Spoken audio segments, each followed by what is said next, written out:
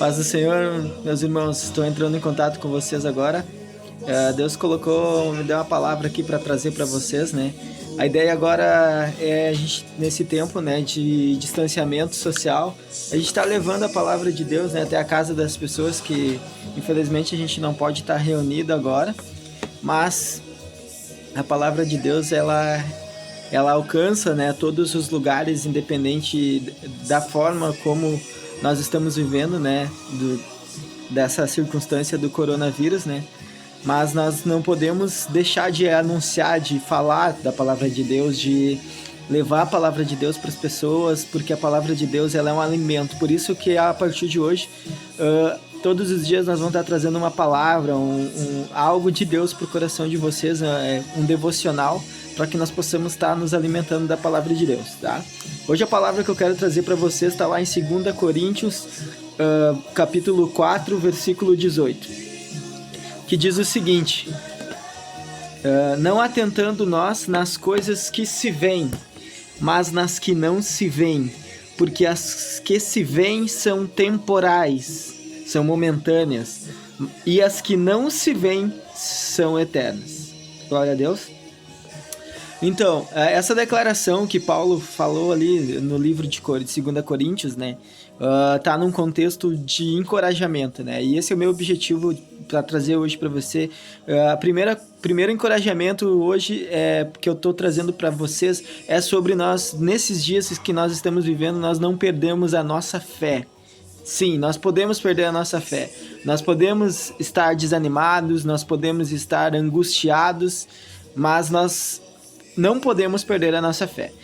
No versículo 8 desse mesmo capítulo, Paulo diz o seguinte: em tudo somos atribulados, mas não angustiados. Atribulados, não angustiados. Perplexos, mas não desanimados. Então eu quero que vocês prestem atenção nisso. Perseguidos, mas não desamparados. Abatidos, mas não destruídos. Então, nós somos atribulados. Nós podemos ser atribulados, podemos ser perplexos, podemos ser perseguidos nesses dias de hoje, podemos ser abatidos. Nós podemos ser essas 4 coisas, e talvez muitos de vocês estejam dessa forma, estejam atribulados, estejam angustiados, estejam perplexos, estejam perseguidos, mas a palavra do Senhor aqui nos diz que nós estamos atribulados, podemos passar por tribulações, né? Jesus disse: no mundo tereis aflições, mas eu venci o mundo. Então nós podemos ser atribulados. O momento que nós vivemos hoje é um momento de tribulação. Um momento onde Jesus falou que haveria um tempo onde teria muita tribulação, onde o amor de muitos esfriaria, onde o mal ele iria se espalhar, se multiplicar, a maldade no coração das pessoas, e conforme a maldade no coração das pessoas vai aumentando, o amor delas vai esfriando, né? E pais se levantará contra filho, filho se levantará contra pai. Então nós não podemos esquecer desse momento que nós estamos vivendo hoje, que é algo profético, é algo que foi declarado, foi dito por Jesus. Então, nós vivemos esse tempo de tribulação, certo? O Covid tá aí para não deixar a gente mentir, né? Que é um tempo de muita tribulação, né? Como nunca houve, né? Eu, particularmente, nunca passei por algo parecido, né? Algo tão impactante, né? Então, nós temos que olhar para essas coisas que estão acontecendo no mundo, e temos que olhar para Deus. Nós temos que ver que existe algo de Deus nisso, existe um propósito de Deus, né? E existe uma profecia, algo que está se cumprindo da parte de Deus, certo? Então, nós podemos estar atribulados, nós estamos atribulados. Eu vou gravar esse vídeo em 2 partes, tá? Porque senão vai ficar muito longo. A segunda coisa é que nós estamos aqui perplexos, né? A gente está perplexo, a gente está assustado. Podemos estar, né, assustados com as coisas que estão acontecendo nesse mundo. Muitas pessoas estão perdendo seus empregos, muitas pessoas não têm o que comer, né? Muitas coisas estão acontecendo, né? E nós estamos perplexos com as coisas que nós estamos vendo, né? Mas essas coisas não podem nos desanimar. Elas não podem nos desanimar, certo? Por isso que eu trouxe o primeiro encorajamento, é a gente não perder a nossa fé, porque nós podemos estar perplexos, mas nós não podemos desanimar e não podemos nos angustiar. Nós podemos estar perseguidos, nós sofremos perseguições, tribulações, nós podemos estar sofrendo uma perseguição de uma pessoa ou de alguma situação, ou até muitas vezes o inimigo está nos oprimindo em alguma área da nossa vida, em algo que está nos incomodando. Mas nós não estamos desamparados, certo? Então Deus, ele é o nosso refúgio, ele é a nossa rocha. Lá nos Salmos tem algo que diz assim, que elevo meus olhos para os montes, de onde virá o meu socorro?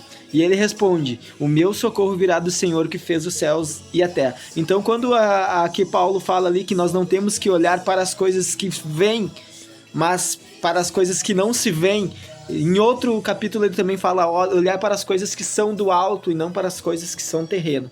Então isso fala sobre o quê? Sobre nós não perdermos a nossa fé, porque a nossa fé, nós temos que andar pela fé, não pelo que nós vemos, não pela situação, né? Porque nós podemos ser atribulados, nós podemos estar perplexos, nós podemos estar sendo perseguidos, oprimidos, mas nós não estamos desamparados. Nós não temos alguém que não possa se compadecer de nós. Nós temos um Deus que é por nós, certo? E nesse primeiro momento, quando eu falo de não perder a fé, eu falo também de nós não ficarmos abatidos também, não nos desanimarmos, porque nós podemos estar abatidos, mas nós não podemos ser destruídos. Nós não podemos ser destruídos, é o que ele está falando aqui. Então, eu quero trazer esse encorajamento para você não perder a fé. Para você andar por fé, não pelo que tu tá vendo, pelo que tá acontecendo na tua vida, não pelo que tá acontecendo nesse mundo, não pela circunstância que nós vivemos hoje, mas ande por fé. E o que é a fé? Lá em Hebreus fala assim, ó, que a fé é a certeza, é eu ter convicção daquilo que eu estou esperando, e a prova das coisas que não vê. E por que nós não podemos perder a fé e por que nós temos que ter fé? Andar por fé e não por vista, porque a fé, ela é impossível nós nos achegar a Deus sem fé. Sem fé é impossível nós agradarmos a Deus. A palavra de Deus diz que é necessário que aquele que se achegue, que se aproxime de Deus, creia, tenha fé que Ele exista e que Ele é galardoador, ou seja, que Ele é recompensador. É necessário que aquele que se aproxime dele creia que Ele existe e que Ele vai te dar um galardão, uma recompensa. Mas mesmo que essa recompensa não seja agora, em seguida, existe uma recompensa maior que é o que nós estamos falando aqui. Nós estamos falando de recompensas eternas. Nós estamos falando de algo que vai muito além desse mundo e do que nós estamos vivendo nesse mundo. E aí vai o segundo encorajamento que eu quero trazer para você. Olhe para Jesus. Não olhe para as coisas desse mundo. Olhe para Jesus. Lá em Hebreus, no mesmo livro de Hebreus, diz o seguinte: tendo os olhos fitos em Jesus. Não afaste o seu olhar, tenha os olhos fitos, olhe para Jesus. Por quê? Porque Ele é o autor, é Ele quem começou e é Ele quem vai consumar. Ele é autor e consumador da nossa fé, dessa fé que você não pode perder, que eu falei ali. Ele é quem criou a fé, Ele é quem colocou a fé no teu coração. A fé é um dom de Deus, a palavra de Deus diz que a fé é um dom gratuito de Deus. Ou seja, se o salário do pecado é a morte, a vida eterna, ela é um dom gratuito de Deus. E a fé também é um dom gratuito, porque pela fé nós somos salvos. Não é pelas obras, é pela fé. E isso não vem de vós, lá está escrito lá em Efésios 2:8. Isso não vem de vós. A fé, ela é um dom de Deus. Quando você ouve a palavra de Deus, Deus gera a fé no teu coração. Ele coloca a fé no teu coração. Por que está escrito lá em Romanos? Que o crer vem pelo ouvir.